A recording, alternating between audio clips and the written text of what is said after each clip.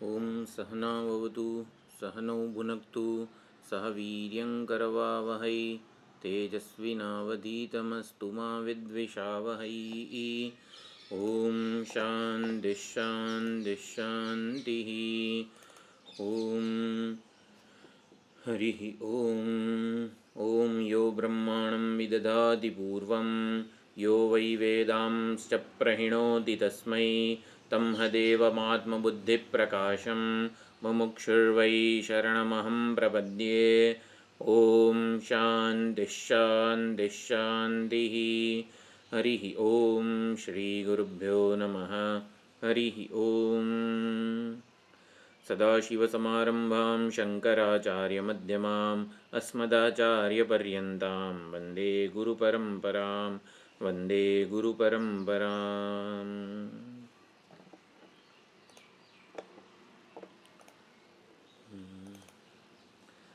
तपः प्रभावाद्देव प्रसादाच्च ब्रह्मश्वेताश्वतरोऽथ विद्वान् अत्याश्रमेभ्यः परमं पवित्रं प्रोवाच सम्यग् ऋषिसङ्गजुष्टं।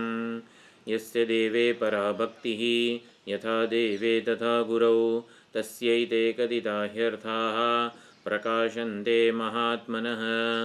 श्वेताश्वतरते स्वस्ति वेदशाखाप्रवर्तिने ब्रह्मज्ञानं स्वशाखोत्थं भिक्षां यच्छाद्यनो मुने।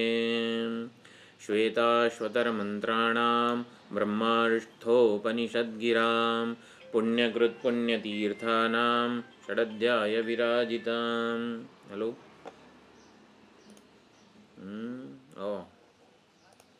હાજી બરોબર હવે હા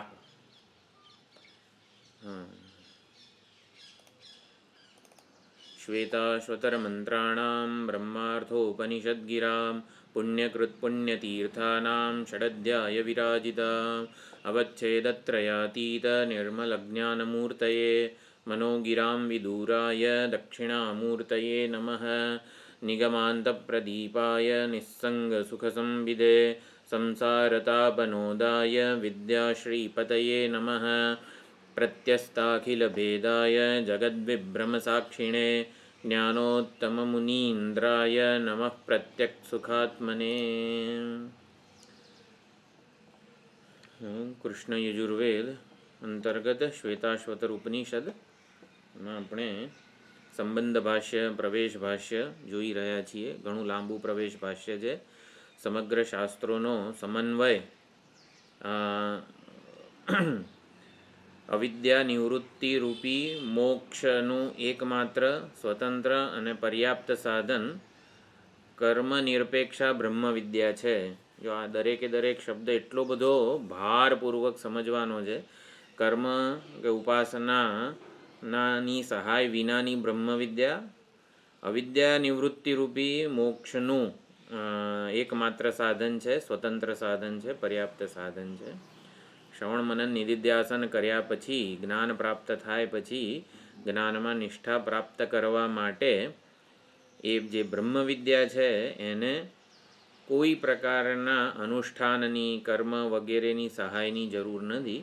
કારણ કે કર્મ કરીએ એટલે કર્મો શેનું સાધન છે? સંસારમાં સુખ સલામતી મેળવવાનું સાધન કર્મ છે. એટલે કે સંસાર સત્ય હોય, સત્ય બુદ્ધિ હોય ત્યાં સુધી જ કર્મો થાય. સંસારનું જગતનું મિથ્યાત્વ જ્યારે ખબર પડે ત્યારે કર્મો છૂટી જાય એને જ સંન્યાસ કીધેલો છે. એટલે સંન્યાસપૂર્વકનું આત્મજ્ઞાન જ્ઞાનમાં નિષ્ઠા પ્રાપ્તિનું સાધન છે વગેરે આપણે આ અર્થ જોઈ રહ્યા છીએ. એટલે શ્રુતિ એટલે કે ઉપનિષદોમાં પણ આ જ અર્થ છે પ્રતિપાદિત. સ્મૃતિ પુરાણો ઇતિહાસ વગેરેમાં પણ આ જ અર્થ વિવક્ષિત છે. અને હવે બ્રહ્મસૂત્રને ન્યાય ગ્રંથ કહેવામાં આવે છે. બધા જ ઉપનિષદો જે છે એના અર્થનો નિશ્ચય તાત્પર્ય નિશ્ચય થયેલો છે કે ઉપનિષદો શું અર્થ આપણને પહોંચાડવા માગે છે, કઈ સમજ આપણા સુધી પહોંચાડવા માગે છે, કહેવા શું માગો છો વગેરે જે આપણે કહીએ ને એ નિશ્ચય બ્રહ્મસૂત્રમાં થયો છે. એટલે ઉપનિષદનું વાક્ય હંમેશા વક્તાની વિવક્ષા જે છે એ ખૂબ જ અગત્યની છે.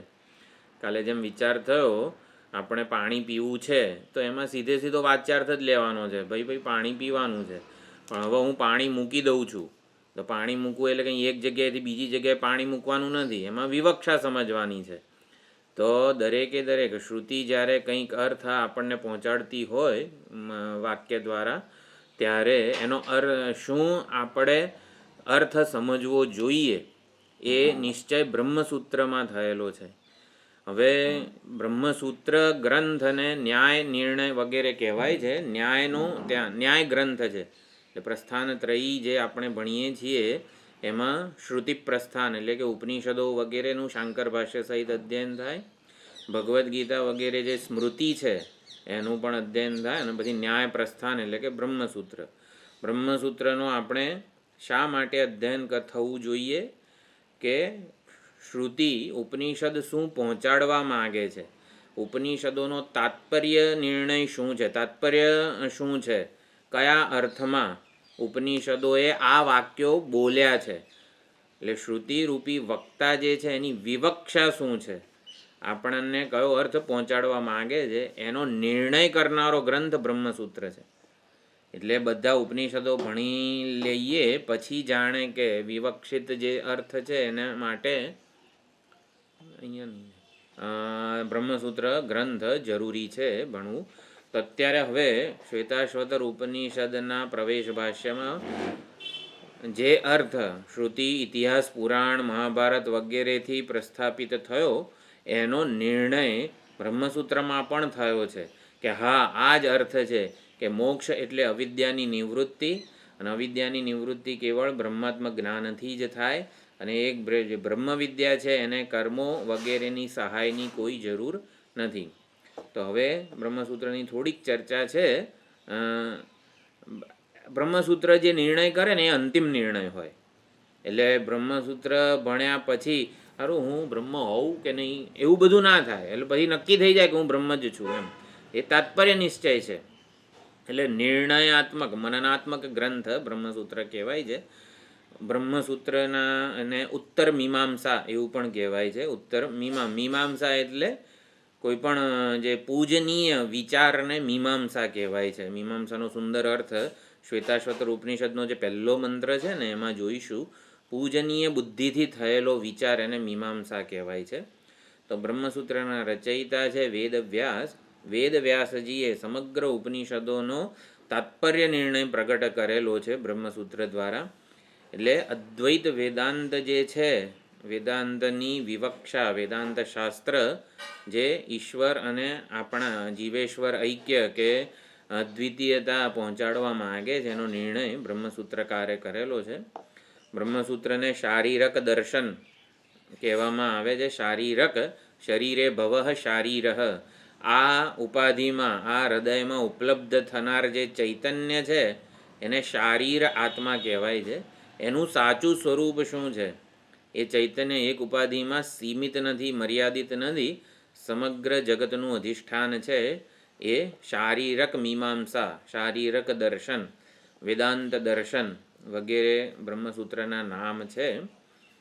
અને જ્ઞાનસૂત્ર પણ કહેવાય, ઉત્તર મીમાંસા કહેવાય છે. એમાં વેદવ્યાસજીના જે શિષ્ય જૈમિની મુનિએ ધર્મની જિજ્ઞાસા એટલે ધર્મસૂત્રોની રચના કરી છે. ધર્મ એટલે કે આપણા શાસ્ત્રોક્ત જે કંઈ પણ કર્તવ્યો હોય એને કેવી રીતે એ થવા જોઈએ, એટલે ધર્મ બાબતે નિર્ણય જૈમિનીના ધર્મસૂત્રોમાં થયો છે. અને જ્યારે બ્રહ્મસૂત્રકારે ઉપનિષદોનો તાત્પર્ય નિર્ણય કરેલો છે. ઉપનિષદો જે અર્થ પહોંચાડવા માગે છે એનો નિર્ણય બ્રહ્મસૂત્રમાં છે. 555 જેટલા સૂત્રો છે, 4 અધ્યાય છે, દરેકે અધ્યાયના 4 પાદ એટલે કે ક્વાર્ટર વિભાગો છે, અને દરેકે દરેક વિભાગમાં અધિકરણ છે, ટોપિક કે વિષય જેને કહેવામાં આવે છે કે કયા ઉપનિષદના વાક્ય ઉપર અહીંયા ચર્ચા થઈ છે. એટલે વિષયો નક્કી છે કે આ આપણે જોવાના છીએ ત્રીજો અધ્યાય એનો ચોથો પાદ. જેની પાસે ભોલે બાબાનું પુસ્તક હોય ને એમાં પાનું નંબર હું કહી દઉં, લગભગ 3 વોલ્યુમવાળું પુસ્તક હશે. તો એમાં કયો હશે, આમાં મને દેખાતું ચલો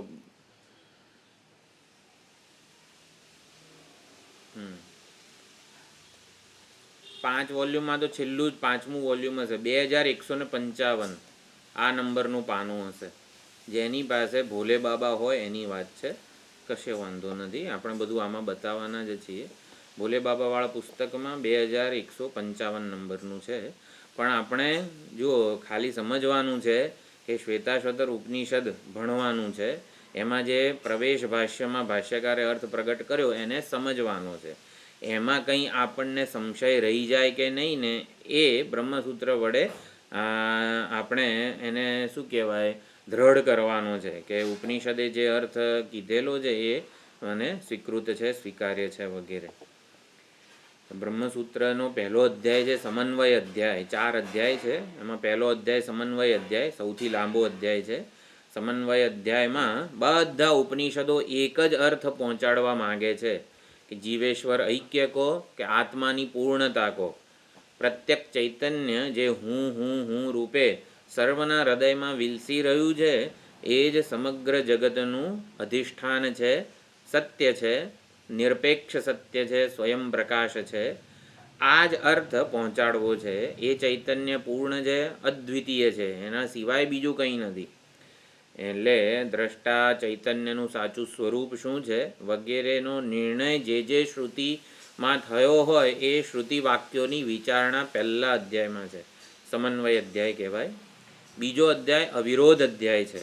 અવિરોધ અધ્યાય એટલે અમુક શ્રુતિ વાક્યો હોય, જેમ કે મુંડકો ઉપનિષદ છે, દ્વા સુપર્ણા સયુજા સખાયા, કે 2 પક્ષીઓની વાત કરી છે. ઋતમ વિબંધવ સુકૃતસ્ય લોકે કઠોપનિષદમાં પણ. એટલે જાણે કે જીવ અને ઈશ્વર એવા 2 ચૈતન્યની વાત શ્રુતિમાં ઘણી જગ્યાએ કરેલી છે. એટલે શું દ્વૈતની, એટલે કે 2 ખરેખર જીવ અને ઈશ્વર એવા 2 સ્વતંત્ર એકબીજાથી જુદું ચેતન છે ખરું? એટલે જ્યાં આવું સીધું ખબર પડતી નથી એવા બધા શ્રુતિ વાક્યોની વિચારણા કરીને કે ના 2 તો ખાલી કીધું છે, હું અને મારું પ્રતિબિંબ હોય તો કંઈ 2 થોડા હોય. એટલે એક સાક્ષી જે ચેતન છે એ જ ચૈતન્ય છે, બીજો જે દેખાય છે તો આભાસ જ છે. એટલે આમ કરીને ચૈતન્યની એકતા કે અદ્વિતીયતા સ્થાપિત થઈ છે બીજા અધ્યાયમાં. અવિરોધ અધ્યાય, બધા શ્રુતિ વાક્યો વચ્ચે અવિરોધ છે એવું બીજા અધ્યાયમાં સમજાવેલું છે. ત્રીજો અધ્યાય છે સાધન અધ્યાય. સાધન અધ્યાય એટલે જ્ઞાન અને મોક્ષના જે સાધનોનું નિરૂપણ થયેલું છે, સાધન વિચાર, અંતરંગ અને બહિરંગ સાધનો. સામાન્ય રીતે સમજવું હોય તો જ્ઞાન પ્રાપ્તિના અંતરંગ સાધનો છે શ્રવણ મનન નિધિધ્યાસન વગેરે, સાધન ચતુષ્ટય વગેરે. ને જ્ઞાન પ્રાપ્તિના બહિરંગ સાધનો છે નિષ્કામ ભાવના, કર્મયોગ વગેરે વગેરે. જે કંઈ પણ આપણે કરીએ છીએ, સંધ્યાવંદન, પૂજા પાઠ પારાયણ ને આ તે બધું, આ બધું બહિરંગ સાધન છે. ઈશ્વરની આરાધના, અંતઃકરણ શુદ્ધિ માટેના જે સાધનો છે બધા બહિરંગ સાધનો છે. અંતઃકરણ શુદ્ધિ થાય પછી જે સાધન આવે, જેમ કે શ્રવણ મનન નિધિધ્યાસન, એને અંતરંગ સાધન કહેવાય.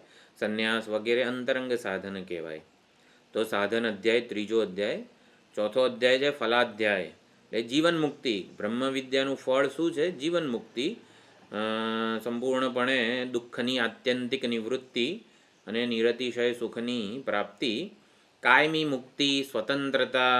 જીવન મુક્તિના અનેક બધા લક્ષણો છે કે કોને જીવન મુક્ત કહેવાય વગેરે વગેરે. તો એ ફલાધ્યાય છે. તો જીવન મુક્તિ કે મોક્ષનું નિરૂપણ કરનારા શ્રુતિ વાક્યો છે.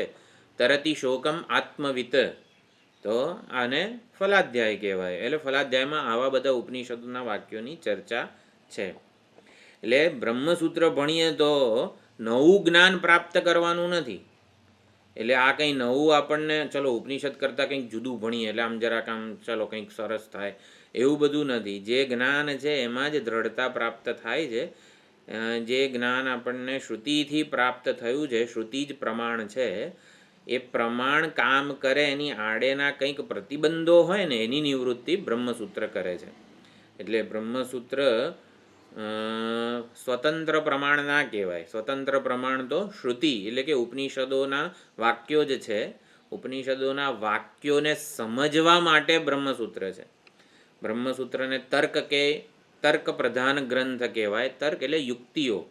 ઉપનિષદના વાક્યો ભેજામાં ઉતરે એવા તર્ક આપેલા છે. તો આપણને તો સમજવું જ છે ને. આમાં સામાન્ય રીતે એવું છે તર્ક ઉપયોગી નથી ને તર્કને આમ આપણે નકારી કાઢીએ એવું નહીં. તો ઉપનિષદના વાક્યોને સમજવા માટે તર્ક ઉપયોગી છે, જે આ બ્રહ્મસૂત્રમાં આપેલો છે. તો બ્રહ્મસૂત્ર આવી રીતે છે. તો અત્યારે આપણે જોઈએ છીએ 3જો અધ્યાયનો 4થો પાદ. પહેલાં તો ભાષ્ય જોઈ લઈએ આપણે ક્યાં પહોંચ્યા છીએ. શ્વેતાશ્વતર ઉપનિષદ જ આપણે સંબંધ ભાષ્ય હજી તો શરૂ થયું છે. શ્વેતાશ્વતર ઉપનિષદ એનું આઈ થિંક 36મું પાનું છે. હું આમાં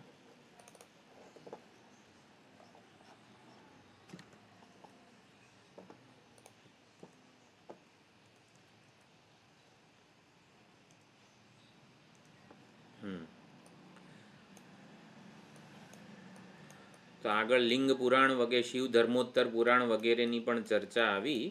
અને બીજું કીધું છેલ્લે કે પુરુષાર્થ શું છે. બ્રહ્મ વિદ્યા કે શ્રુતિના જે વાક્યો છે એનાથી જ્ઞાન કર્મ સમુચ્ચયવાદી દલીલો કરી રહ્યો હતો કે ચલો બ્રહ્મ વિદ્યા માટે આપણે શ્રવણ વગેરે તો કરવું જ જોઈએ, મોક્ષ માટે તો જ્ઞાન જોઈએ જ, પણ સાથે સાથે થોડા કર્મો પણ કરવા જોઈએ. જ્ઞાન કર્મ સમુચ્ચયવાદીને એકદેશી કીધો આપણે. એકદેશી અને મધ્યસ્થી વચ્ચેનો પણ તફાવત જોયો. એકદેશી એટલે વેદાંતના એક દેશને સત્ય માને છે, પછી એ જાણે કે જતો રહ્યો શ્રવણમાંથી. આપણે કીધું ને કે સાબુ લગાડીને બહાર નીકળી ગયો બાથરૂમથી, એને એકદેશી કહેવાય. પૂરેપૂરો નાહ્યો નહીં. તો એકદેશી વેદાંતી અથવા તો જ્ઞાન કર્મ સમુચ્ચયવાદી એવું કહે છે કે જ્ઞાન તો જોઈએ જ, મને મોક્ષ જ જોઈએ છે, એટલે હું જ્ઞાન પ્રાપ્તિ જ કરીશ, પણ સાથે સાથે થોડા કર્મો કરીશ. એટલે કર્મો કરવા એટલે શું વગેરે વગેરે પણ આપણે ઘણો વિચાર કર્યો. કર્મોના સહાય વગરની બ્રહ્મ વિદ્યા પરમાત્મા સાક્ષાત્કાર માટે પર્યાપ્ત છે એવું સિદ્ધાંતી સમજાવે છે. એટલે કર્મો કરવા એટલે કર્તૃત્વને સમર્થન આપવું. હું કરતા ભોગતા છું એવું આપણી બુદ્ધિ હોય તો પછી કર્મો વગેરે થતા રહે. એટલે કર્મો કરવાનો વાંધો સિદ્ધાંતીને એ જ છે કે જે કંઈ પણ કર્મો કરીશું, કર્તૃત્વપૂર્વકની સાધના વગેરે કરીશું, તો આ જે કરતા ભોગતા વગેરે જે મિથ્યા જ્ઞાન છે એ દ્રઢ થતું જશે. એટલે કર્મો કરવાની જરૂર નથી. કર્મ કરતી વખતે એક પ્રકારની માનસિકતા હોય છે, એ માનસિકતાને છોડવી જોઈએ, એને જ સંન્યાસ કીધેલો છે. જ્ઞાન માટે જે જરૂરી માનસિકતા છે એ જુદા પ્રકારની છે. એ અહીંયા જિજ્ઞાસુ જે છે વિવિધિષુ સાધક એ પ્રમાણે સમજે છે. તો હવે બ્રહ્મસૂત્ર વગેરે જે છે એની અહીંયા ચર્ચા આવે છે. આત્મજ્ઞાન સ્વતંત્ર રીતે મોક્ષ, જીવન મુક્તિ વગેરે ફળ આપે છે કે પછી? એટલે આત્મા જ્યારે ઉપનિષદોમાં આપણા શાસ્ત્રોમાં આત્મા શબ્દ જ્યારે પ્રયોજાય છે, તરતી શોકમ આત્મવિત કે વગેરે, આત્મા જે છે શબ્દ ટેકનિકલ શબ્દ કહેવાય જાણે કે, તો એ આત્માનું સ્વરૂપ જે છે ને એ આપણને આપણા શાસ્ત્ર પાસેથી જ જાણવા મળે છે. એટલે વેદનો પૂર્વ વિભાગ જે છે કર્મકાંડ, એ શેમાં પ્રમાણ છે? તો કે દેહાંતર સંબંધી આત્મા. એટલે કે આ દેહમાં જે છે આ ચૈતન્ય સ્વરૂપ આત્મા, એ આ દેહમાં રહીને જે કંઈ પણ યજ્ઞાદિ કર્મો કરે એનું ફળ એને આવતા જન્મે કે સ્વર્ગમાં કે પરલોકમાં વગેરે મળે છે. એટલે દેહાંતર સંબંધી જે આત્મા છે એ આત્મા કરતા છે, ભોગતા છે, સત્કર્મો કરીને પોતાની પરલોક સુધારનારો છે, અને કુકર્મો વગેરે કરીને નરકને પ્રાપ્ત થનારો છે. એટલે કર્તૃ ભોક્તૃ જે આત્મા છે એનું જ્ઞાન વેદનો પૂર્વ ભાગ આપે છે. એટલે એની ચર્ચા ત્યાં થયેલી છે પૂર્વ મીમાંસા જે છે જૈમિનીની એમાં. એટલે એ પૂર્વ શું કહેવાય વેદાંતનો કર્મકાંડ વિભાગ જે છે એ આત્માને કરતા ભોગતા સ્વીકારે છે, અને વેદાંત જે છે એ આત્માને અકર્તા અભોગતા સચ્ચિદાનંદ સ્વરૂપે એનું પ્રતિપાદન કરે છે. એટલે અહીંયા આત્માનું જ્ઞાન વેદ પાસેથી જે પ્રાપ્ત થાય છે આપણને, પૂર્વ પક્ષ એવું કહે છે કે એ તો યજ્ઞાદિ કર્મો જ કીધા છે ને જાણે કે વેદમાં, એટલે કે આત્માના કર્તૃત્વને સ્વીકારેલું છે કે તમે યજ્ઞાદિ કર્મો કરો અને તેનાથી તમને મોક્ષ પ્રાપ્ત થશે. એટલે દેહથી જુદો છું એવું સમજવા માટે જ આ વેદ છે. એટલે હું દેહથી જુદો હોઉં તો જ સત્કર્મો કરું, યજ્ઞાદિ કર્મો કરું અને મારો પરલોક વગેરે છે સુધારું. એટલે આત્મજ્ઞાન પ્રાપ્ત કર્યા પછી કર્મો કરવાના કીધા છે વેદે. વેદનો 95% વિભાગ કર્મોનું જ પ્રતિપાદન કરે છે. એટલે આત્મા કરતા છે, એટલે આત્મજ્ઞાન પછી કર્મો કરવા જોઈએ. જગતની બધી વિદ્યાઓ પ્રાપ્ત કરીએ પછી એમને એમ ફળ મળે છે કે કર્મો કરવા પડે? શું રસોઈ બનાવવાની કળા પ્રાપ્ત કરીએ, રસોઈ શાસ્ત્ર વગેરે આપણે ભણીએ પછી આમ ફળ મળી જાય, આ દાળ ભાત શાક રોટલી બની જાય? ના, રસોડામાં જવું પડે, બધુંય સમારવું પડે અને બધુંય કરવું પડે. એટલે જગતની જેટલી પણ વિદ્યા છે, અપરાવિદ્યા વગેરે કહેવાય, એ બધી જ વિદ્યાઓ કર્મના સહાયવાળી છે ને, એમને ફળ આપી દે છે કોઈ પણ અપરાવિદ્યા? કંઈક કરવું પડે. એટલે કર્મોના અનુષ્ઠાનની પ્રિસીડિંગ, એટલે કે એવી અપેક્ષા રાખે છે કે વિદ્યા પ્રાપ્ત કર્યા પછી કર્મો કરવા પડે તો ફળ મળે. ફળ પ્રાપ્તિ માટે જ્ઞાન પ્રાપ્ત કર્યા પછી કર્મો કરવા પડે ને. એમ હું ચૈતન્ય છું વગેરે વગેરે આત્મા વિશેનું જ્ઞાન પ્રાપ્ત કર્યા પછી એમને એમ કંઈ આનંદ, જીવન મુક્તિ, મોક્ષ વગેરે ના મળે, કંઈક કરવું પડે વગેરે વગેરે. આ પૂર્વ પક્ષ છે. તો પૂર્વ પક્ષી કહે છે જગતની બધી વિદ્યાઓ જાણ્યા પછી કંઈક તો કરવું જ પડે છે, એટલે તો ફળ મળે છે. અને આત્મા જે છે હવે આ યજ્ઞાદિ વગેરે પુણ્યકર્મો કરે તો એને અહીંયા જે યજ્ઞ કર્મો કરશે એ પરલોકમાં સુખ, સ્વર્ગ વગેરે ત્યાં જઈને ફળનો ભોગ કરશે. એટલે આત્માનું જ્ઞાન વેદ પાસેથી કરતા ભોગતા એવા આત્માનું જ્ઞાન પ્રાપ્ત કરીને જ એને એટલે આત્માનું જ્ઞાન પ્રાપ્ત કરીને યજ્ઞાદિ કર્મો જ કરવાના કીધા છે વેદે. તો આત્મજ્ઞાન વાળો જ યજ્ઞ કર્મ કરે છે ને. યજ્ઞ કોણ કરે? આપણે 6 મહિનાના વિઝા મળ્યા હોય અમેરિકામાં તો એવા જ કર્મો કરીએ કે જેનું 6 મહિનામાં આપણને ફળ મળી જાય. પછી વધારે કંઈક મોટો ધંધો કે બિઝનેસ જેનું વરસ પછી ફળ મળવાનું છે એવો કોઈ બિઝનેસ અમેરિકામાં જઈને કરીએ? કોઈ ના કરીએ. 6 જ મહિનાના વિઝા છે. તો એવી રીતે આ જ જીવનમાં સુખી થવું છે એવું જેનું હોય ને એ કોઈ દિવસ સત્કર્મો ના કરે. જેને પરલોક એટલે કે હું આ દેહ છોડીને પરલોક જઈશ, કે મારો પરલોક સુધારીશ, નેક્સ્ટ બર્થ મારો જન્મ છે એને સુધારવા માગું છું, તો આવું દેહાંતર સંબંધી એટલે કે આ દેહમાં જ નહીં બીજા દેહમાં પણ જે હું જવાનો છું, ગતિ કરવાનો છું, એનું જ્ઞાન હું આવી રીતે મેળવું છું વેદ પાસેથી અને યજ્ઞ કર્મો કરું છું. દેહથી હું જુદો છું એવું જ્ઞાન વેદના કર્મકાંડ વિભાગમાં છે અને એ પ્રાપ્ત કરીને કર્મો કરવાના છે. પણ સિદ્ધાંતિ સમજાવવા માંગે છે કે ઉપનિષદો કે વેદાંત છે ને એ પણ આત્માનું જ જ્ઞાન આપે છે, પરંતુ એ અકર્તા ભોગતા ચૈતન્ય સ્વરૂપ આત્માનું જ્ઞાન આપે છે. માટે જ્ઞાન પ્રાપ્ત કરીને કર્મો કરવાની જરૂર નથી. એટલે દેહથી હું જુદો છું, દેહને હું ધારણ કરનારું ચૈતન્ય છું, કરતા ભોગતા છું, માટે મારે સત્કર્મો કરવા જોઈએ તો મારે પરલોક સુધરશે. આ સમજ જે છે કર્મકાંડની છે, પૂર્વ પક્ષીની છે. અને સિદ્ધાંતિ એવું સમજાવવા માંગે છે દેહથી હું જુદો છું પરંતુ કરતા ભોગતા નથી, અસંગ અદ્વિતીય ચૈતન્ય સાક્ષી માત્ર છું. એટલે કે કર્મો વગેરે કરવાની મારે જરૂર નથી, પૂર્ણ છું, અદ્વિતીય છું, મારે કોઈ જ પ્રકારની જરૂરિયાત નથી. અનાત્મા લોકની જે અનાત્મ વિષયો જે છે એની પણ મને જરૂર નથી. એટલે કે જીવાત્મ જ્ઞાન કર્મમાં પ્રેરનારું જ્ઞાન છે. હું જીવ છું તો મારે સત્કર્મો કરવા પડે, મારો પરલોક સુધારવો પડે.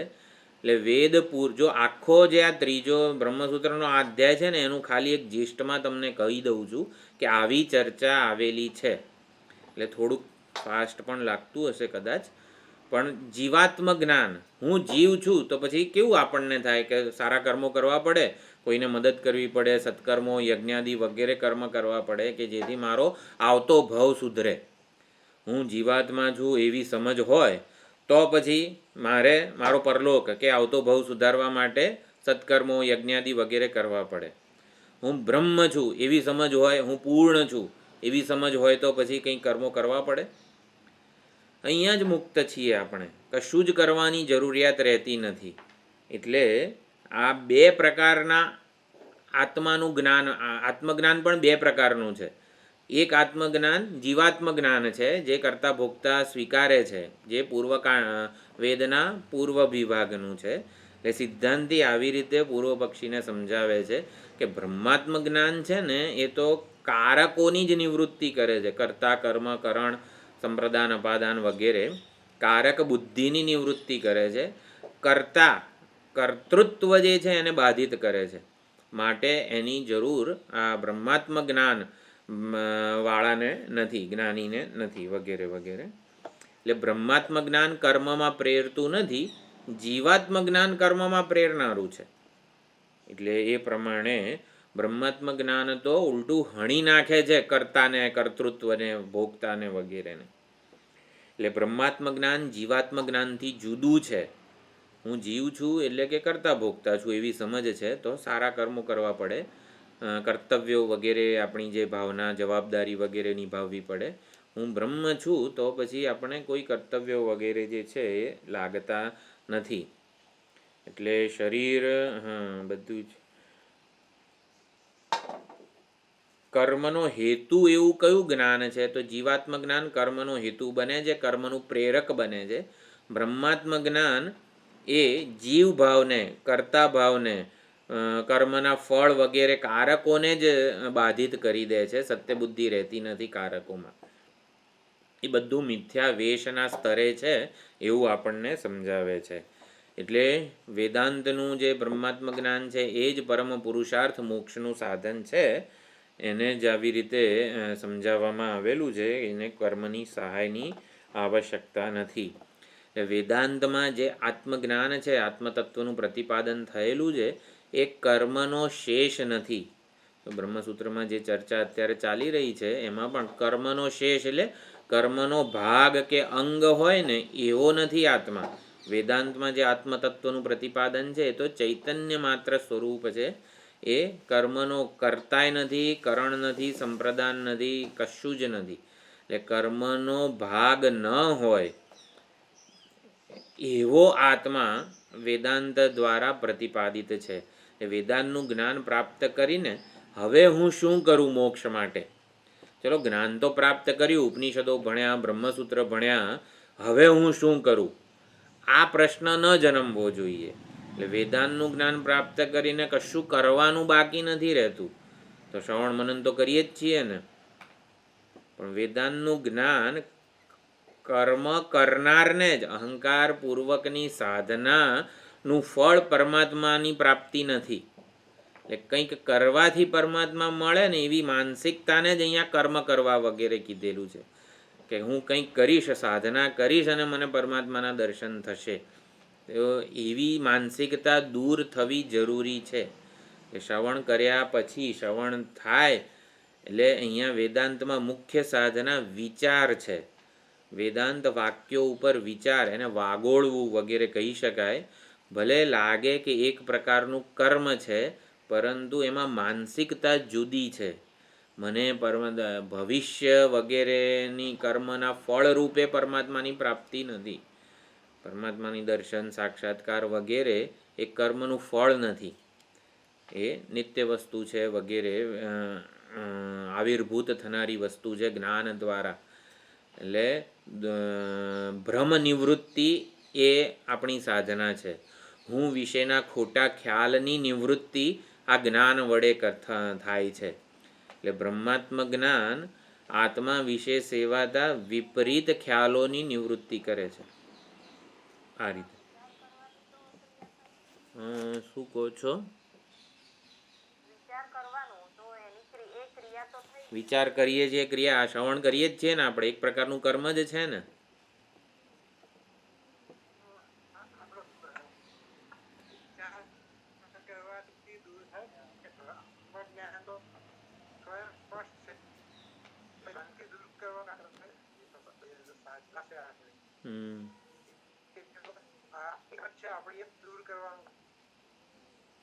એટલે જ્ઞાનની ભૂમિકા પણ આપણે સમજવાની છે કે જે આપણે જ્ઞાન શ્રવણ મનન નિધિધ્યાસન વગેરે જે કરતા હોઈએ છીએ એવું તો લાગે જ કે આ કર્મ જ છે, પણ કર્મ કરવું એટલે શું આપણે ખાસો વિચાર કરેલો છે. કર્મ કરવું એટલે સંસાર એ જગત જે છે એમાંથી સુખ સલામતી વગેરેનું સાધન માનવું. એટલે કર્મો કરવા એટલે જગત સાચું છે, જગતનો મિથ્યાત્વ નિશ્ચય નથી થયો. જગતમાં કંઈક કરીને સુખી થઈશ, એટલે જગતમાં સત્ય બુદ્ધિ સુખ બુદ્ધિ હોવી ને તો જ કર્મો એનું સુખનું સાધન છે. કોઈ પણ સામાન્ય માણસને સુખી થવું હોય તો કંઈક તો કરવું પડે ને, એમને બેઠા બેઠા તો સુખ મળશે નહીં. સુખી થવા માટે કંઈક તો કરવું પડે ને. એટલે સુખ જેના માટે પ્રાપ્તવ્ય છે એ સામાન્ય માણસ છે, અજ્ઞાનીઓ અવિવેકી વગેરે. એટલે સુખી થવા માટે કંઈક કરવું પડે તો પછી કર્મો જ કરવા પડે. પરંતુ જિજ્ઞાસુ સાધક એવું સમજી ચૂક્યો છે, જિજ્ઞાસુ વિવિધિષુ વગેરે અંતઃકરણ શુદ્ધ થાય ત્યારે, કે બહારથી મળે ને એને સુખ ના કહેવાય. ગમે તેટલું હું કરું છું જગતમાં સુખી થવા માટે, સુખ નથી મળતું, બીજું બધું મળે છે, સુખ તો આઘું જ રહે છે. એટલે એ જ બતાવે છે કે જગતમાંથી સુખ મળવાનું દસમાને પ્રાપ્ત કરવા માટે બધું કરીએ. જે ઝાડી પાછળ નદીમાં વગેરેમાં દસમો જેવું દેખાય આપણને, એ દસમો હોય ખરો? તો દસમાને મેળવવા માટે શું કરવું પડે? 10 છોકરાએ આમ પલાઠી વાળીને બેસી જવું પડે?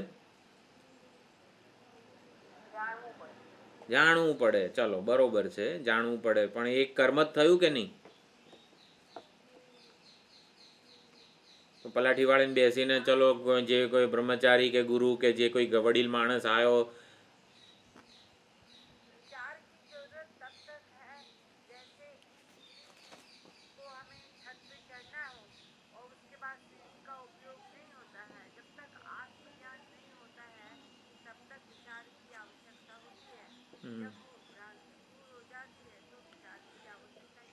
હા, એટલે અત્યારે ચર્ચા એ કરીએ છીએ કે વિચાર પણ એક કર્મ જ છે ને. આપણે વિચાર કરીએ એટલે કંઈક તો કરવું પડશે ને, જાણે કે. પણ એ વખતે માનસિકતા છે ને જુદી છે. જો 10 છોકરાઓ આખો દિવસ દસમાને શોધે છે, ઝાડીમાં શોધે છે, નદીમાં શોધે છે, અહીં શોધે છે, જંગલમાં બધી જગ્યાએ શોધે છે, રડે છે, થાકી જાય છે, પછી એક વડીલ માણસ આવે ત્યારે એટલે શું થયું કે દસમો ખોવાઈ ગયો છે એમ, એને ખબર પડી ગઈ દસમો ક્યાં છે. તો પછી બધા મેં દસમાન જોયો છે એવું એકવાર કહી દે ઓલો વડીલ માણસ, ત્યારે બધાની માનસિકતા કેવી? દસમાની શોધ બંધ થવી. આ દસમાની શોધ બંધ થવી ને એટલે કર્મોનું છૂટી જવાય, એને સંન્યાસ કીધેલો છે. દસમાની શોધ પહેલાં બંધ થવી જોઈએ, એટલે કે સુખને મારાથી અન્યત્ર શોધવાની મારી જે માનસિકતા છે ને એ દૂર થઈ જવી જોઈએ. એટલે શ્રવણ કરતી વખતે પણ આત્માનું આમ જ્ઞાન થશે ને આમ કંઈક ચમત્કાર, કંઈક આમ ધ્રુજારી થશે ને આવી બધાને કર્મ જ કીધું છે એમ. એટલે શ્રવણ કરતી વખતે માનસિકતા કઈ છે આપણી, એટલે કે દસમાની શોધ છૂટી જવી જોઈએ, એને કર્મ સંન્યાસ કીધેલો છે. ત્યારે પછી હવે મેં દસમો ક્યાંય ખોવાયો નથી, એટલે કે દસમો ખોવાઈ ગયો છે એ ભ્રમ પહેલાં નિવૃત્ત થવો જોઈએ. એ બધી જ વસ્તુઓ જ્ઞાનાત્મક વિચાર વગેરે કહેવાય. કે દસમો ખોવાયો છે એ માત્ર ભ્રમ છે. સુખ, સલામતી, શાંતિ, પ્રસન્નતા ખોવાઈ ગઈ છે એ ભ્રમ છે. સુખ તો મારું આત્મ સ્વરૂપ જ છે. પછી પૂછે છે ક્યાં છે, કોણ છે દસમો વગેરે, ત્યારે કહે છે ત્વમ દશમોસી તત્વમસી. એટલે આને જ્ઞાન અને કર્મ એ કોઈ પારિભાષિક શબ્દો છે વેદાંતના. કર્મો કરવા એટલે દસમાને શોધવાનો પ્રયત્ન ચાલુ રાખવો, અને જ્ઞાન એટલે પહેલી જ વસ્તુ દસમાને શોધીશ ત્યાં સુધી નહીં મળે. એટલે સુખને પ્રાપ્ત કરવાનો પ્રયત્ન કરીશ ને ત્યાં સુધી સુખ નહીં મળે. એટલે સુખ પ્રાપ્તવ્ય નથી, જ્ઞાતવ્ય છે. આવું સમજી લઈએ ને એટલે જ્ઞાનની ભૂમિકામાં આપણું મન બુદ્ધિ આરૂઢ થયા કહેવાય. સુખ પ્રાપ્તવ્ય નથી, જ્ઞાતવ્ય છે. સુખ જાણવાનું છે. આ સુખને જ દસમો કહેવાય, ઈશ્વર કહેવાય. ઈશ્વર જ્યાં સુધી આપણે પરોક્ષ આપણાથી જુદો કોઈ એક નામરૂપ રૂપે ભજીશું ત્યાં સુધી કર્મો જે ઈશ્વરને માટે આપણે ભક્તિ કરીએ, પ્રસન્ન કરવાનો પ્રયત્ન કરીએ વગેરે. પછી ઈશ્વર ઇઝ ટુ બી અન્ડરસ્ટુડ એવું કીધેલું છે. પછી ઈશ્વર પણ વિજ્ઞેય બને, એ ઈશ્વરને સમજવાનો છે. ઈશ્વર આત્મ સ્વરૂપે જ વિદ્યમાન છે, એટલે એ જ્ઞાનાત્મક વિચાર વગેરે કહેવામાં આવે છે. એટલે જ્ઞાન અને કર્મ એ માનસિકતા જુદી છે. કર્મ કરવા એટલે દસમાને શોધવાનો પ્રયત્ન ચાલુ રાખવો. જ્ઞાન પ્રાપ્ત કરવું એટલે સૌથી પહેલાં શોધીશ ત્યાં સુધી નહીં મળે, એટલે શોધવું જ ભ્રમ છે એવું સમજવું. એટલે ભ્રમ નિવૃત્તિ પરાયણ જીવન હોવું એટલે જ્ઞાનને આપણે પ્રાધાન્ય આપ્યું કહેવાય. એટલે કે હું વિશેના ખોટા ખ્યાલને લીધે જ દસમો ખોવાયો છે. એટલે એ પ્રમાણેની આખી એને એટીટ્યુડ કહો, અભિગમ કહો, બધો જુદો જ હોય. શ્રવણ કરતી વખતે જ સુખ પ્રાપ્તવ્ય હોય. શ્રવણ કરીશ, 11 ઉપનિષદો ભણી લઈશ ને પછી મને કંઈક થશે, એટલે આને કર્મ કર્યા જ કહેવાય. પણ શ્રવણ વખતે જ આપણી માનસિકતા આવી હોય કે સુખ કે પરમાત્મા જ્ઞાતવ્ય છે, મારે માત્ર જાણવાના છે, એને પ્રાપ્ત કરવા માટે કોઈ પ્રયત્ન નથી કરવાનો, ઓળખવાના છે પરમાત્માને, તો એને જ્ઞાન પ્રાપ્તિનો વિચાર વગેરે કહેવાય. એટલે બંને માનસિક જ છે, પણ આસમાન જમીનનો ફરક છે. એટલે પૂર્વ પક્ષ જૈમિની આચાર્ય પહેલાંના બધા બહુ જ સુંદર પ્રવેશ ભાષ્યની ચર્ચા થઈ છે. પ્રવેશ ભાષ્યની ચર્ચાનો આ અંતિમ નિર્ણય છે, માટે બ્રહ્મસૂત્ર વડે એ અંતિમ નિર્ણય બ્રહ્મસૂત્રકાર પ્રગટ કરે છે. બ્રહ્મસૂત્ર પૂર્વ પક્ષી કોણ છે? કે જે જીવાત્મ જ્ઞાન જ વેદ આપે છે. વેદ પાસેથી સુખી થવાનો ઉપાય આપણને વેદ આપે છે. તો સુખી થવા માટે શું કરવું પડે? સારા કર્મો અને ઉપાસનાઓ કરવી પડે, આવું એ માને છે પૂર્વ પક્ષી. એટલે વેદો ભણવાના, વેદાંત ઉપનિષદ બધું ભણવાનું, અને પછી શું? સારા કર્મો, યજ્ઞાદિ કર્મો કરીએ એટલે મોક્ષ મળે. એટલે કે જીવાત્મ જ્ઞાન જ આપે છે વેદ, એવું એ માને છે. પરંતુ સિદ્ધાંતિ સમજાવવા માગે છે કે જીવાત્મ જ્ઞાન કરતાં પણ એક જ્ઞાન એવું છે કે જે સુખને પ્રગટ કરે છે, પ્રાપ્ત કરાવતું નથી, બ્રહ્માત્મ જ્ઞાન વગેરે. એટલે કે જીવ બ્રહ્મ છે, હું બ્રહ્મ છું, પૂર્ણ છું, અદ્વિતીય છું. એટલે અનાત્મા થકી મારે સુખ, અનાત્મ વિષયો જગત પાસેથી મારે સુખની વગેરે ભોગતા બનીને સુખને ભોગ્ય બુદ્ધિપૂર્વક મેળવવાની જરૂર નથી. જગતના વિષયો સુખ નથી આપતા ને વગેરે વગેરે આપણે બધું માનીએ છીએ. કેમ નથી આપતા? કારણ કે મને ભોગતા જ રાખે છે. હવે ભોગતા છે ને કોઈ દિવસ સુખી ના થાય.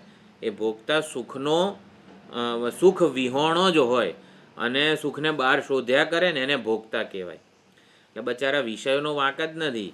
વિષયોમાં સુખ છે કે નહીં, વિષયો વિષ સમાન છે, બધું જે હોય તે ખરું, પરંતુ વિષયો જે અલ્પ છે મારામાં ભોક્તૃત્વને સમર્થન આપે છે અને માટે મને સુખી નથી કરી શકતા.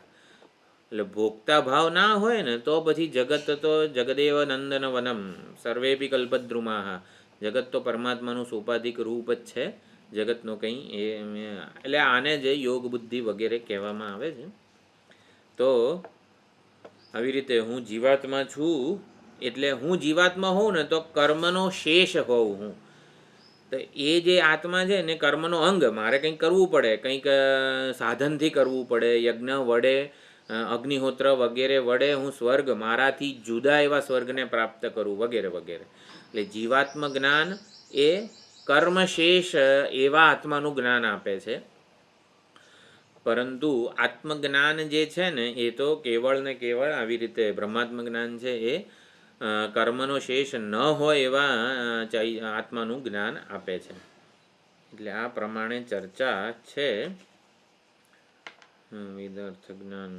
તો આપણે હવે બ્રહ્મસૂત્ર તો બરોબર છે.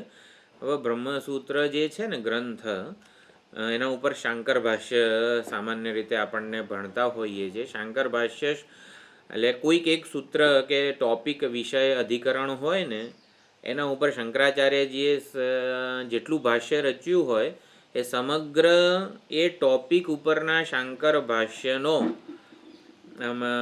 2 શ્લોકમાં અર્થ આપી દીધેલો છે. એને વૈયાસિક ન્યાયમાલા કહેવામાં આવે છે. ભારતી તીર્થ મુનિ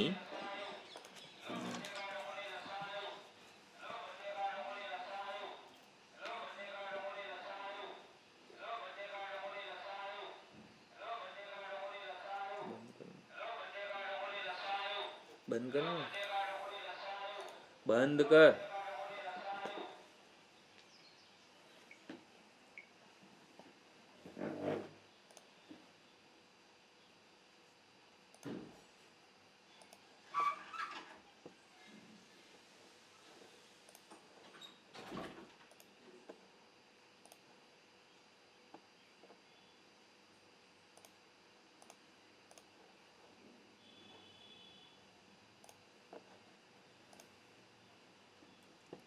Recording in progress.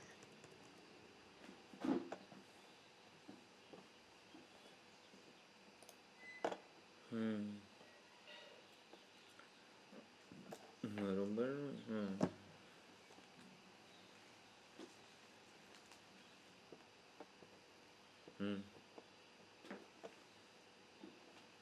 તો હવે શું હતું? ભારતી તીર્થ મુનિએ વૈયાસિક ન્યાયમાલા રચી છે, એટલે આખા અધિકરણનો સાર એમાં પ્રગટ થયેલો છે. ચાલો જોઈ લઈએ.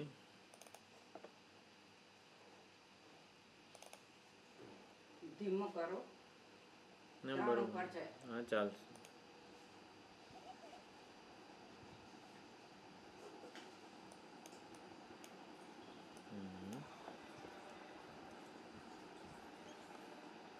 તો જો તૃતીય અધ્યાયનો ચતુર્થ પાદ છે. કેવું પડશે.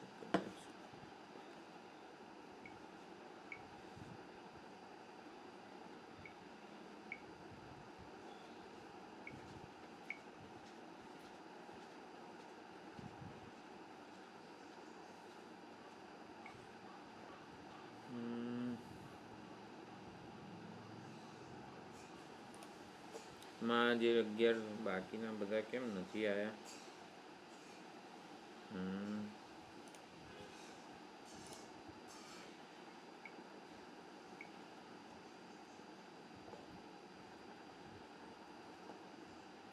મનુભાઈ કેમ?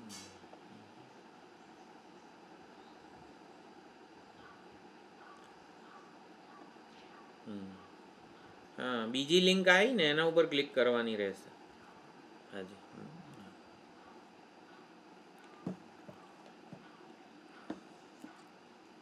તો ભારતી તીર્થ મુનિ જે અત્યારે જે શૃંગેરીના આચાર્ય છે શંકરાચાર્યજી, એમના ગુરુ કદાચ એમના ગુરુ થાય. હા, તો એમણે વૈયાસિક ન્યાયમાલા રચેલી છે. વૈયાસિક ન્યાયમાલા એટલે અધિકરણનો સાર, જે ટોપિક છે એનો સાર. તો એ વૈયાસિક ન્યાયમાલા સમગ્ર શાંકર ભાષ્યનો જે ચર્ચા કરેલી છે શંકરાચાર્યજીએ, એને 2 શ્લોકમાં, જાણે કે પૂર્વ પક્ષ અને ઉત્તર પક્ષ, એ રીતે રજૂ કરેલું છે. તો જુઓ, તૃતીય પુરુષાર્થ અધિકરણ છે. અધિકરણ એટલે ટોપિક, વિષય. અને એમાં આત્મજ્ઞાનસ્ય સ્વતંત્રતા અધિકરણે સૂત્રાણી, આત્મજ્ઞાન મોક્ષનું સ્વતંત્ર સાધન છે એવું અહીંયા કીધેલું છે. એટલે પુરુષાર્થ અત શબ્દાત ઇતિ બાદરાયણ. પુરુષાર્થ જે છે એ શબ્દાત એટલે શ્રુતિના જ્ઞાનથી જ થઈ જાય છે એવું બાદરાયણ મુનિ કહે છે. જૈમિની મુનિના આ બધા પૂર્વ પક્ષ વગેરે છે, શેષત્વાદ, કર્મશેષત્વાદ, અને જે કંઈ પણ એ આપણે જોવાના છીએ. અને પછી છેલ્લે અધિક ઉપદેશાતું બાદરાયણસ્ય એવ તદ દર્શનાત, એ સિદ્ધાંત સૂત્ર છે. એ 1લું અને 8મું સિદ્ધાંત સૂત્ર છે. વચ્ચે જૈમિની પોતાનો મત રજૂ કરે છે. તો જુઓ, હવે આને વૈયાસિક ન્યાયમાલા કહેવાય. કૃત્વર્થમ આત્મવિજ્ઞાનમ સ્વતંત્રમ વા આત્મનો યતઃ. ભાઈ થોડોક સંશય છે. વેદ ભણીએ ત્યારે આમ વેદો આત્માને કરતા ભોગતા કહે છે, તો ન કે આટલા બધા યજ્ઞાદિ કર્મો કરવાના કીધા છે. એટલે કે પછી દેહાતી રિક્ત આત્મા બ્રહ્મ છે, પૂર્ણ છે, એ આપણને આવી રીતે સમજવાનું છે કે જીવાત્માનું જ્ઞાન આપે છે કે બ્રહ્માત્માનું જ્ઞાન આપે છે. તો એવો સંશય હોય, ક્રત્વર્થમ આત્મવિજ્ઞાનમ, આત્મવિજ્ઞાનમ ક્રતુ અર્થમ, ક્રતુ એટલે કર્મનો સંકલ્પ કરનાર કે કરતા, એટલે જે આત્મવિજ્ઞાન જે છે એ જીવાત્મ સંબંધી છે, એટલે કે કર્મ સંબંધી છે કે પછી અકર્મ શેષ છે, એટલે કે કર્મનો શેષ ન હોય એવા ચૈતન્ય માત્ર સ્વરૂપનું જ જ્ઞાન આપે છે. તો એવો સંશય હોય ત્યારે સિદ્ધાંતી કહે છે અદ્વૈત ધીહી ન કર્મ હેતુ. અદ્વૈત ધી એટલે કે બ્રહ્માત્મ જ્ઞાન છે એ કર્મનો હેતુ નથી. ન અદ્વૈત ધીહી કર્મ હેતુ. તો અદ્વૈત ધી એ કર્મનો હેતુ નથી, કર્મનો પ્રેરક નથી, કર્મોમાં જોડતું નથી આપણને. હંતી પ્રત્યુત કર્મ સા, પણ અદ્વૈત ધીહી તો કર્મને, કર્તૃત્વને, કારક બુદ્ધિને એ હંતી, એનું હનન કરે છે, એને બાધિત કરી નાખે છે, એની સત્યતાને પડકારે છે અને પછી બાધિત કરે છે. અદ્વૈત જ્ઞાન કર્મને એટલે કે કર્તૃત્વ અભિમાનને, એટલે કે કારક બુદ્ધિને, હું કરતા છું, મારે આ કર્મ કરવાનું છે ફલાણા સ્વર્ગની પ્રાપ્તિ માટે વગેરે, આને કારક બુદ્ધિ કહેવાય. એ કારક બુદ્ધિનું જ હનન કરે છે. તો ઘણા લોકો પછી જનક જેવા બધા કર્મો કરે છે ને, તો જે કંઈ પણ આ કર્મનું આચરણ લોકમાં જોવા મળે છે તો લોક સંગ્રહ માટે કરતા હોય છે, પરંતુ બ્રહ્મધિહી સ્વતંત્રા, એનાથી બ્રહ્મધિ સ્વતંત્ર છે. બ્રહ્મ જ્ઞાન જે છે એ તો સ્વતંત્રપણે જ જીવન મુક્તિ કે મોક્ષનું એકમાત્ર સાધન છે. આવું અધિકરણમાં કીધેલું છે. જો ચર્ચા આ જ ચાલી રહી છે કે બ્રહ્મજ્ઞાન સ્વતંત્ર સાધન છે કે કર્મોના સહાયવાળું સાધન છે, તો આપણા મનમાં એ ખાસ દ્રઢ થઈ જવું જોઈએ કે શ્રવણ પછી હું શું કરું. શ્રવણ તો કરી લીધું, બધા ઉપનિષદો ભણી લીધા, કેટલા વર્ષોથી ભણી લીધા છે, બ્રહ્મસૂત્ર થઈ ગયું, આ થઈ ગયું, તે થઈ ગયું, પણ હવે હું શું કરું એમ. એટલે આ પ્રશ્ન જે છે ને એ હવે 10માની શોધ કરનારા ઓલા બાળકોને પૂછીએ આપણે તો કે હવે હું શું કરું કે 10મો મળે, તો કંઈ કરવાની જરૂર નથી એમ. એટલે માનસિકતા આપણે આપણી બદલવાની છે. તો આ પ્રમાણે સિદ્ધાંતી સમજાવવા માગે છે કે બ્રહ્માત્મ જ્ઞાન એટલે કે વેદાંત જે આત્માનું જ્ઞાન આપે છે ને એ જીવાત્મ જ્ઞાનથી જુદું છે. એટલે વેદાંત કર્તૃત્વને સ્વીકાર કરતું નથી, પણ કર્તૃત્વ જે ઓલરેડી આપણે માની લીધું છે પોતાનામાં એને સાત્વિક બનાવે છે. એટલે જો પૂર્વ પક્ષી એવું કહે છે કે વેદો ભણીને, વેદોનો પૂર્વકાંડ ભણીને કર્મો જ કરવાના ને, એટલે કે કર્તૃત્વ તો સ્વીકાર થયો ને. એટલે સિદ્ધાંતી સમજાવે છે અજ્ઞાનને લીધે આપણે પોતાને જે કરતા ભોગતા માની બેઠા છીએ એ આપણામાં રહેલા કર્તૃત્વ અને ભોક્તૃત્વને સાત્વિક બનાવવા માટે વેદના પૂર્વ ભાગે કર્મો કીધા છે. એટલે સાત્વિક બને ને કર્તૃત્વ ભોક્તૃત્વ તો પછી જ્ઞાનથી બાધ થાય. જ્યાં સુધી કર્તૃત્વ ભોક્તૃત્વ રાજસ કે તામસ હોય ત્યાં સુધી જ્ઞાનથી બાધ ના થાય. એટલે આપણા કર્તૃત્વને, આપણી ભ્રાંતિઓને, આપણી માન્યતાઓને સાત્વિક બનાવે છે કે સુધારે છે, કે જેથી માન્યતાઓ ખરી પડે. હું વિશેની વિપરીત માન્યતાઓને થોડીક સુધારે છે, સારી કરે છે, એટલે કે સાત્વિક બનાવે છે. કે હું કરતા છું તો પછી હું ઈશ્વરનો સેવક છું, ભક્ત છું, મારે મારા કર્મો વડે ઈશ્વરની પ્રસન્નતા પ્રાપ્ત કરવાની છે. એટલે હું ઈશ્વરની આરાધના રૂપે મારા કર્મો કરું કે જેથી મારા કર્મો સુંદર સત્કર્મો થાય, મારું કર્તૃત્વ સાત્વિક થાય. એટલે સિદ્ધાંતી પૂર્વ પક્ષીને સમજાવે છે વેદ કંઈ આપણા કર્તૃત્વને અનુમોદન, આમ સિક્કો મારે છે કે હા તું કરતા ભોગતા છે, એવું નથી કરતા. પરંતુ વેદ આપણામાં જે અજ્ઞાનને લીધે કર્તૃત્વ ભોક્તૃત્વ છે એને સાત્વિક બનાવે છે. એટલે ઈશ્વરની આરાધના રૂપે જ્યારે કર્મો થાય અને ફળમાં આવી રીતે માલિકી ભાવ ન હોય અને ફળનું ઈશ્વરાર્પણ જ્યારે વહેંચણી વગેરે હોય, પ્રસાદ બુદ્ધિ હોય, ત્યારે ભોક્તૃત્વ સાત્વિક બને. એટલે આપણા કર્તૃત્વ અને ભોક્તૃત્વને સાત્વિક બનાવવા માટે વેદનો પૂર્વ ભાગ છે. એટલે વેદના પૂર્વ ભાગ વડે ઈશ્વરની આરાધના પૂર્વકનું જ્યારે જીવન જીવવામાં આવે ત્યારે કર્તૃત્વ ખરી પડે છે, એનું મિથ્યાત્વ ખબર પડે છે, અને પછી આપણે જે આપણું સાચું સ્વરૂપ છે ને એને સમજવાની ભૂમિકા તૈયાર થાય છે. એટલે દસમાની શોધ છૂટી જવી એ વેદના પૂર્વ વિભાગનું મુખ્ય પ્રયોજન છે. દસમાની શોધ બહિર્મુખતા વગેરે જે છે એ છૂટી જવી, એ બંધ થવી એ જ પ્રયોજન છે. એટલે બ્રહ્મ વિદ્યા કે અદ્વૈત ધી આપણે જે અહીંયા વિચાર કર્યો એ કર્મનો હેતુ નથી. કર્મો કરવા એટલે જગતને સત્ય માનીને સુખ વગેરે પ્રાપ્ત કરવાનો પ્રયત્ન કરવો, એને કર્મો કર્યા કહેવાય. એટલે આપણે પણ શ્રવણ વખતે માનસિકતા એ જ રાખવાની છે કે શ્રવણ કરીશ પછી એમાં સ્થિત થવા માટે હું આ કરીશ તે કરીશ, એવું બધું નથી. જ્ઞાન જે છે, એક મિનિટ, જ્ઞાન જુદી જ વસ્તુ છે કર્મ કરતા. સુખ પ્રાપ્તવ્ય માનીશું ત્યાં સુધી કર્મો જ થશે આપણાથી. શ્રવણ મનન નિધિધ્યાસન પણ કર્મરૂપ જ હશે. એટલે સુખ જ્ઞાતવ્ય છે એવું પહેલાં સમજવું પડે. સુખ મારે પ્રાપ્ત કરવાનું નથી, મારે સુખને જાણવાનું છે. એટલે સુખ એટલે વેદાંત પાસેથી આપણે કઈ અપેક્ષા છે, વેદાંત કઈ રીતે આપણને પરમાત્માની મોક્ષની પ્રાપ્તિ કરાવશે.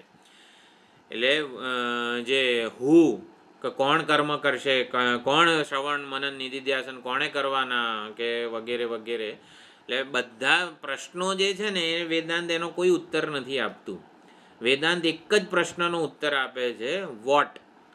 એટલે કે આવું મને કેમ થયું, મારે કેમ થયું, એવું નહીં. શું થયું ને એ વેદાંત કહે છે. મને કેમ થયું ને એ બધું સમજાવતું જ નથી. વોટ ઇઝ સુખ, વોટ ઇઝ પરમાત્મા, વોટ ઇઝ મોક્ષ વગેરે. એટલે વોટ એટલે કે શું છે, આપણા અનુભવોને સમજાવે છે વેદાંત કે જીવનમાં સુખની શોધ કેમ છે. કારણ કે અજ્ઞાન છે એટલે સુખ સ્વરૂપને જાણતા નથી, એટલા માટે સુખ આપણને પ્રાપ્તવ્ય લાગે છે. જો સમજાઈ જશે કે સુખ જ્ઞાતવ્ય છે ને તો પછી બધું છૂટી જાય. એટલે બધા પ્રશ્નો અજ્ઞાનને લીધે છે જીવનમાં, અને અજ્ઞાનની નિવૃત્તિ માટે જ્ઞાન જ જરૂરી છે. વેદાંતનું આ રીતે સમજાવે છે. વેદાંત સુખ શું છે ને એ સમજાવે છે. એટલે સુખને જ્ઞાતવ્ય રૂપે પ્રગટ કરે છે. સુખ જાણવાનો વિષય છે, પ્રાપ્ત કરવાની વસ્તુ નથી. સુખ, સલામતી, પ્રસન્નતા, મોક્ષ, પરમાત્મા, આ બધી વસ્તુઓ જાણવાની વસ્તુ છે, પ્રાપ્ત કરવાની વસ્તુ નથી. જો બંનેનો અભિગમ બદલાઈ જાય છે, જાણવા માટે જે પ્રકારની ભૂમિકા જોઈએ એના કરતાં પ્રાપ્ત કરવા માટે જુદા પ્રકારની ભૂમિકા જોઈએ. એને જ્ઞાન અને કર્મ એવી રીતે કહેવામાં આવે છે. બંનેની માનસિકતા ભૂમિકા જુદી જ હોય તો આવી રીતે સિદ્ધાંતિ એને સમજાવે છે. હું માનું છું કે આપણે બરોબર અર્થ પહોંચાડી રહ્યા છીએ. એટલે વિદ્યા, કર્મ વગેરેનો, જ્ઞાન અને કર્મનો જે અર્થ વેદાંતમાં છે એ આપણે પૂરેપૂરું આ રીતે સમજવું જોઈએ.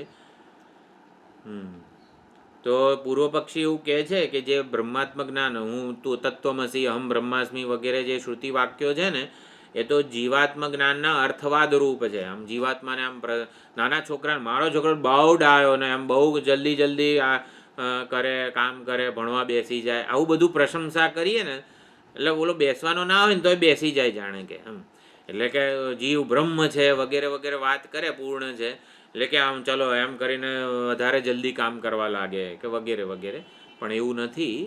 સિદ્ધાંતિ આવી બધી ચર્ચા અહીંયા બ્રહ્મસૂત્રમાં છે. આપણે કંઈ આખું જોવાના છીએ એવું નથી. એટલે હવે આપણે શાંકર ભાષ્ય જે શ્વેતાશ્વતર ઉપનિષદમાં છે એને જોવાનો પ્રયત્ન કરીએ. બ્રહ્મસૂત્રની લગભગ બધી ચર્ચા મેં ટૂંકમાં કરી દીધી છે. એટલે હવે સિદ્ધાંતિ આગળ આપણે હવે શ્વેતાશ્વતર ઉપનિષદને જોઈએ.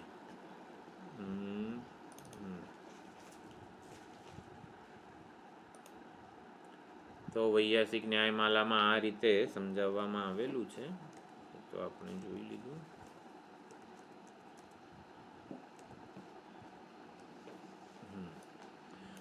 તો આપણે કયું પાનું છે? 36મું પાનું છે. એમાં જ્ઞાનથી જ મોક્ષ વગેરે આટલે સુધી જોયું હતું આપણે.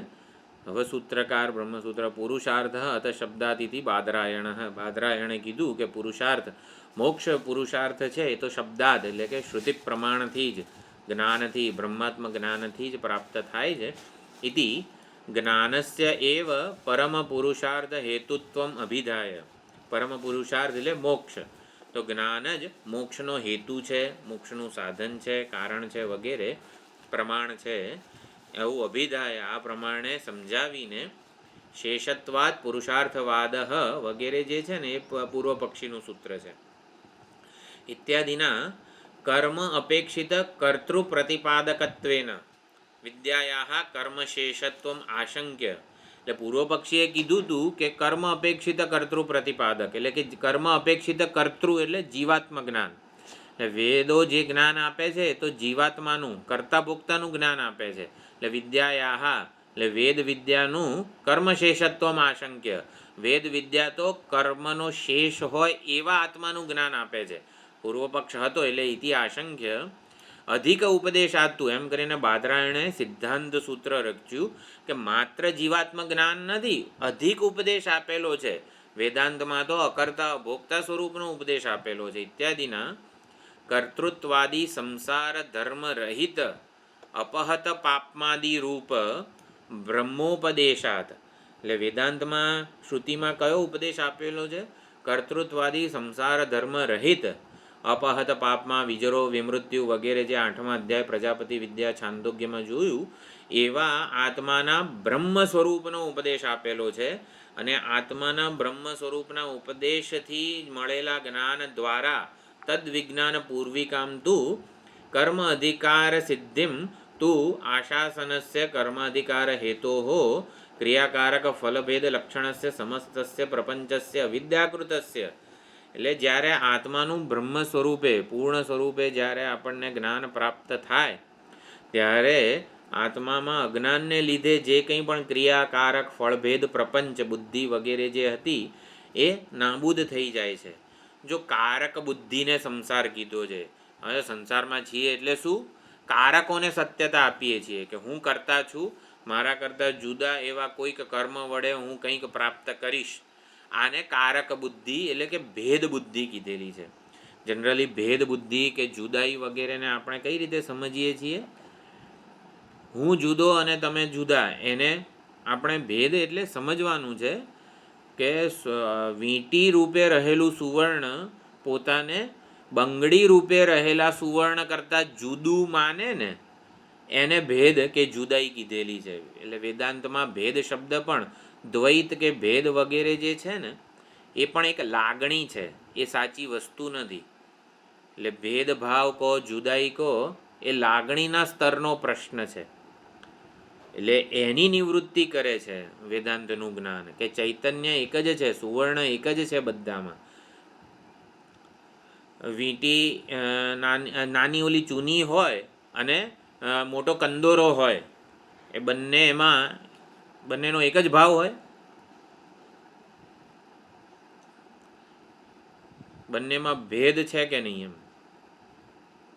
એમ ક્વોન્ટિટીનો ઓલામાં ઓછું સોનું છે, આમાં જાજુ સોનું છે, તો ભાવ તો ક્વોન્ટિટી પ્રમાણે હોય. ઓલું 100 રૂપિયાનું હોય, ઓલું 1000 રૂપિયાનું હોય. ચૂનીમાં અને કંદોરામાં દ્વૈત દર્શન હોવું અને અદ્વૈત દર્શન હોવું એટલે શું? એમ બંનેનું તત્વ એક જ છે, સુવર્ણ એ અદ્વૈત દર્શન. નામ આકારનો ભેદ, ઉપાદાન કારણ એક જ છે બેઉનું. ઉપાદાન પણ ચૂનીમાં તો કેટલું 1 ગ્રામ સોનું હોય અને કંદોરામાં તો 5 તોલા સોનું હોય. તો ભેદ તો છે જ ને. કંદોરાને વેચવા જઈએ તો કેટલા મળે અને ચૂનીને વેચવા જઈએ તો કેટલા મળે? વ્યવહારિક ભેદ છે. ઔપાધિક ભેદ એટલે શું? પણ આમાં ઔપાધિક ભેદ સાચો શબ્દ છે.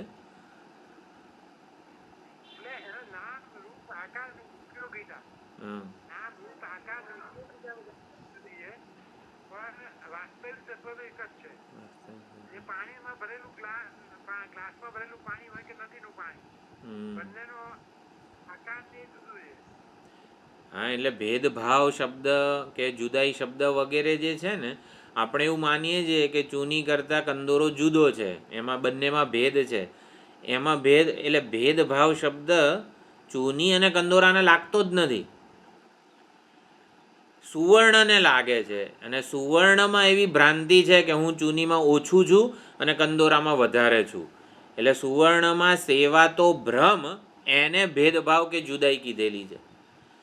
જો ભેદભાવ કે જુદાઈ વગેરે શબ્દોને ચૂની કે કંદોરા સાથે કોઈ નાવા નીચવાનો સંબંધ નથી, લેવા દેવા જ નથી. ભેદભાવ કે જુદાઈ વગેરે શબ્દોને ચૂની કે કંદોરાના નામ રૂપ વગેરે સાથે પ્રયોજન સાથે કોઈ સંબંધ નથી નાવા નીચોવાનો. ખ્યાલ આવે છે? ભેદભાવ શબ્દ ક્યાં જઈને અટકે છે? સુવર્ણમાં રહેલા ભ્રમને ભેદભાવ કીધેલો છે. સુવર્ણ એવું સમજે કે હું ચૂનીમાં ઓછું છું અને કંદોરામાં વધારે છું. એટલે કંદોરા રૂપે હોઈશ ને હું સુવર્ણ, તો મારી બધા આમ વાહ વાહ થશે, મારા વધારે પૈસા આવશે. અને ચૂની રૂપે હોઈશ ને સુવર્ણ એવું સમજે કે ચૂનીમાં હું ઓછું છું, મારા ઓછા પૈસા આવશે. એટલે આ લાગણીને, સુવર્ણમાં રહેલા ભ્રમને ભેદભાવ કે જુદાઈ કીધેલા છે. એટલે ચૈતન્ય એવું સમજે કે આ ઉપાધિમાં હું યુવાન છું, સુંદર છું, અને બીજી બધી ઉપાધિમાં ઘરડો થઈ ગયો, હવે દેખાતું નથી, સંભળાતું નથી, એને ભેદભાવ કે જુદાઈ કીધેલી છે. આપણે બધા જુદા છીએ એને ભેદભાવ કે જુદાઈ નથી કીધી. ખ્યાલ આવે છે? ચૈતન્યમાં રહેલી લાગણીને. હાજી,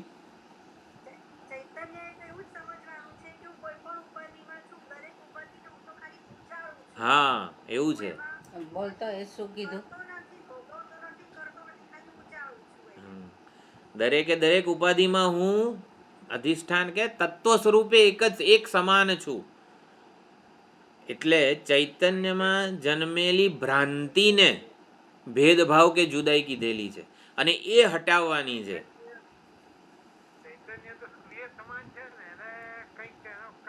લેવા દેવા જ નથી. હા, પણ સૂર્યને એવું લાગે છે કે હું આ ડોલમાં સુંદર દેખાઉં છું અને બીજી જેમાં ગંદુ પાણી હોય એમાં ગંદો દેખાઉં છું. સૂર્યમાં એવો ભ્રમ જન્મે, એને ભેદભાવ કે જુદાઈ કીધેલા છે. તો આ જુદાઈ વગેરે જે છે ચૈતન્યમાં જન્મેલો ભ્રમ છે, ભ્રાંતિ છે, દ્વૈત વગેરે જે છે ચૈતન્યમાં જન્મેલી ભ્રાંતિ છે. એ ભ્રાંતિને દૂર કરવાની છે. એટલે કે આપણામાં રહેલી જે, આપણે બીજા બધામાં એક જ ચૈતન્ય વિલસી રહ્યું છે. આપણા બધામાં સાંભળનારું ચૈતન્ય એક જ છે, જોનારું ચૈતન્ય એક જ છે, વિચારનારું ચૈતન્ય એક જ છે. આને ચૈતન્યની એકતા, આત્માની એકતા કહેવાય છે. આ વેદાંતનો વિષય છે. એટલે ત્યારે પછી કર્તા, કર્મ, કરણ વગેરે જે છે ને, એને પ્રપંચ વગેરે જે આપણે વાંચી ગયા શાંકર ભાષ્યમાં, ક્રિયાકારક ફલ લક્ષણસ્ય સમસ્તસ્ય પ્રપંચસ્ય અવિદ્યાકૃતત્વાત. એટલે અવિદ્યાએ કરીને જ આ બધા ભેદભાવ, ક્રિયાકારક ફળભેદ છે. એટલે વિદ્યા સામર્થ્યાત સ્વરૂપ ઉપમર્દ દર્શનાત. એટલે વિદ્યાના સામર્થ્યથી જ આ અવિદ્યાનું જે ઉપમર્દ થઈ જાય છે. અને કર્માધિકાર ઉચ્છિત્તિ પ્રસંગાત. કર્માધિકાર, હવે કોઈ કર્મો કરવાના રહેતા નથી. ભિન્ન પ્રકરણત્વાત. આ છે ને બધા હેતુ આપેલા છે સિદ્ધાંતીએ. ઘણી લાંબી ચર્ચા થઈ શકે છે આ બધા ઉપર, પણ એવું કહે છે કે જીવાત્મ જ્ઞાનનું પ્રકરણ જુદું છે, બ્રહ્માત્મ જ્ઞાનનું પ્રકરણ જુદું છે. ભિન્ન કાર્યત્વાત છે. અને જીવાત્મ જ્ઞાન સંસારને કે કર્તૃત્વને મઠારે છે, જ્યારે બ્રહ્માત્મ જ્ઞાન કર્તૃત્વનો ઉચ્છેદ કરનારા છે. પરસ્પર વિકલ્પ સમુચ્ચય, કે હું બ્રહ્માત્મ જ્ઞાન ને જીવાત્મ જ્ઞાન બેઉ ભેગા કરો અને બહુ સુંદર રીતે કર્મનું ફળ મેળવો, એવું ના થાય. પરસ્પર વિકલ્પે નથી એકબીજાનો, કે સમુચ્ચય પણ નથી, કે બંને વચ્ચે અંગી ભાવ પણ નથી. જો આ શ્વેતાશ્વતરનું પ્રવેશ ભાષ્ય છે, જે સમગ્ર જે ત્રીજા અધ્યાયના ચતુર્થ પાદનો સાર છે. હવે કેવું છે કે આ બોલો પીએચડી વગેરે હોય એનું એકદમ સારભૂત જાણે કે અર્થ સમજાવી દેવામાં આવ્યો છે. એટલે શ્વેતાશ્વતરના વિદ્યાર્થીને જાણે કે શંકરાચાર્યજી એવું માને છે કે બધું ભણીને જ આવેલો છે, એટલે થોડુંક આવી રીતે સંક્ષેપમાં કહી દેવામાં આવે છે. મેં બને ત્યાં સુધી સરળ બનાવવાનો પ્રયત્ન કર્યો છે. એટલે ભિન્ન પ્રકરણ છે જીવાત્મ જ્ઞાન, પરમાત્મ જ્ઞાન, બેઉ એકબીજાનો વિકલ્પ નથી. આના બદલે આ શાકના બદલે રોટલી બનાવી દઈએ ચાલે? ના, શાક અને રોટલી વચ્ચે સમુચ્ચય હોય, બેઉ જોઈએ. આ શાક બનાવવું કે પેલું શાક બનાવવું એમાં વિકલ્પ હોય. એમ જીવાત્મક જ્ઞાન પ્રાપ્ત કરી લઈએ તો ચાલે, બ્રહ્માત્મક જ્ઞાનથી ના ચાલે તો નહીં.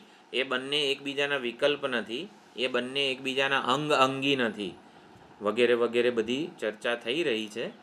એટલે સમુચ્ચય નથી, અંગી ભાવ પણ નથી. અને નાસ્તિ ઇતિ પ્રતિપાદ્ય આ પ્રમાણે સમજાવીને અતએવ જ અગ્નિન ઇંધનાદિ અનપેક્ષા વગેરે ઇતિ વિદ્યાયાહ એવ પરમ પુરુષાર્થ હેતુત્વાત, વિદ્યાનું જ પરમ પુરુષાર્થ મોક્ષનો હેતુ છે એ પ્રમાણે સમજાવીને આશ્રમ કર્માણી વિદ્યાયા સ્વાર્થ સિદ્ધૌ ન અપેક્ષિતવ્યાની એટલે આશ્રમ કર્માણી એટલે વર્ણાશ્રમ કર્મો જે કંઈ પણ બ્રહ્મચર્ય વગેરે જે કંઈ પણ કર્મો, આશ્રમ કર્મો જે છે અધિકાર પ્રમાણે થતા હોય છે એનો એ ઉચ્છેદ કરનારું છે એવું કીધું. સ્વાર્થ ન અપેક્ષિતવ્યાની, સ્વાર્થ સિદ્ધૌ એટલે વિદ્યા અને મોક્ષ એનો સ્વાર્થ છે. તો વિદ્યા પોતાના પ્રયોજન મોક્ષની સિદ્ધિ માટે આ આશ્રમ કર્મો એટલે કે કર્તવ્યો જે છે ને એ અપેક્ષિત નથી. પૂર્વસ ફલમ ઉપસંહર્તમ એવમ અનપેક્ષાએ પ્રાપ્તાયામ સર્વચ અપેક્ષા યજ્ઞાદિ શ્રુતે હે. બધા સુંદર બ્રહ્મસૂત્ર છે. આપણે અત્યાર સુધી ચાલો અહીં સુધી જોઈએ એવું લાગે છે. ઉત્પન્ના હિ વિદ્યા ફલસિદ્ધિમ પ્રતિ ન કિંચિત અન્યત અપેક્ષતે. તો વિદ્યા એકવાર ઉત્પન્ન થાય પછી એને મોક્ષ રૂપી ફળના સિદ્ધિ માટે કોઈ કર્મની અપેક્ષા નથી. ઉત્પત્તિમ પ્રતિ અપેક્ષતે એવ. જો આ બહુ સુંદર ચર્ચા છે. અહીંયા આપણે વિરામ લઈશું. ઉત્પત્તિ સુધી બ્રહ્મ વિદ્યાને નિષ્કામ ભાવે કર્મોની અપેક્ષા છે. બ્રહ્મ જ્ઞાન ઉત્પન્ન થાય એના માટે અંતઃકરણ શુદ્ધ હોવું જોઈએ. તો અંતઃકરણ શુદ્ધિ સુધી બ્રહ્મ વિદ્યાને કર્મોની અપેક્ષા છે નિષ્કામ ભાવનાથી. પણ એકવાર બ્રહ્મ જ્ઞાન અંતઃકરણ શુદ્ધ થઈ ગયું ને પછી એને કર્મોની અપેક્ષા નથી. એટલે કર્મોની અપેક્ષા અંતઃકરણ શુદ્ધિ અધિકારિત્વની પ્રાપ્તિ સુધી છે. એકવાર અધિકારી બન્યા પછી એને કર્મોની અપેક્ષા નથી. તો આ પ્રમાણે ચર્ચા ચાલી રહી છે. થોડુંક બહુ જ સંક્ષેપમાં આપણે જાણે કે બ્રહ્મસૂત્રનો વિચાર કરી લીધો છે. થોડુંક વિસ્તૃત જોવું હોય તો ભોલે બાબાનું પુસ્તક વાંચી શકાય છે. એમાં સુંદર ચર્ચા છે. આ બધી પૂર્વ પક્ષી કોણ છે, સિદ્ધાંતી કોણ છે એ પ્રમાણે ચર્ચા ચાલે છે. હવે બુધવારે રાખી શકાય એવું છે કે બુધવારે પુનરાવર્તન કરવું છે? રાખી શકાય. આમ તો છે ને આ શ્વેતાશ્વતર દર સોમવારે હોય છે, પણ બુધવારે અનુકૂળતા છે આ બુધવારે, તો આપણે મળી લઈશું 22 તારીખ સુધી. હાજી, કોઈને તકલીફ છે? આમ તો દર સોમવારે શ્વેતાશ્વતર, દર રવિવારે વિષ્ણુ સહસ્ત્રનામ એવું હોય છે, પરંતુ બુધવારે મળી લઈએ છીએ. વાંધો બુધવારે 10 વાગે. પહેલાં 40 મિનિટની લિંક જુદી, બીજે 40 મિનિટની લિંક જુદી એ પ્રમાણે. બીજી લિંકમાં પાસવર્ડ માંગે છે નહીં? હા બધાને માંગે છે. 1 2 3 4 5 એ તો મોડે.